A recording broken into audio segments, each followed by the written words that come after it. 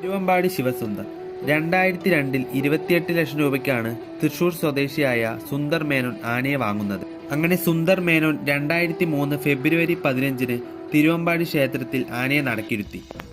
നീണ്ട 15 വർഷം തൃശൂർ പൂരത്തിന് തിരുവമ്പാടി വിഭാഗത്തിന്റെ തിടമ്പേറ്റി സാക്ഷാൽ അഴകിന്റെ തമ്പുരാൻ തിരുവമ്പാടി ശിവസുന്ദർ.